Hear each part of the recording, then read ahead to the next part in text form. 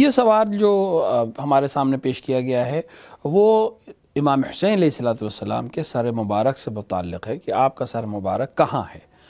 کچھ لوگ کہتے ہیں کربلا میں ہیں، کچھ لوگ کہتے ہیں کہیں اور ہے، آخر سر مبارک امام حسین علیہ الصلوۃ والسلام کا کہاں ہے۔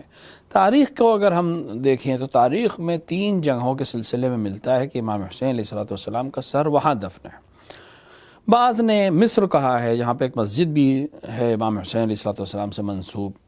بعض نے شام میں ہی امام حسین علیہ الصلوۃ والسلام کے سر کے دفن ہونے کی بات کی ہے، لیکن جو ہمارے مشہور علماء نے قبول کیا ہے اور ہمارے بزرگ علماء نے قبول کیا ہے اور روایات سے بھی ہم تک پہنچا ہے، وہ یہ کہ امام حسین علیہ الصلوۃ والسلام کا سر مبارک کربلا میں ہی آپ کے جسم اطہر کے ساتھ ہی دفن ہے۔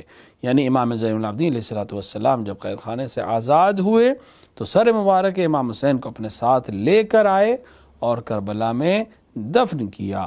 لہٰذا امام حسین علیہ الصلوۃ والسلام کا سر مبارک آپ کے جسم اقدس کے ساتھ کربلا میں ہی دفن ہے۔ دیگر کسی جگہ پہ جو دفن ہونے کی بات ہے اس کو ہمارے مشہور علماء نے قبول نہیں کیا ہے۔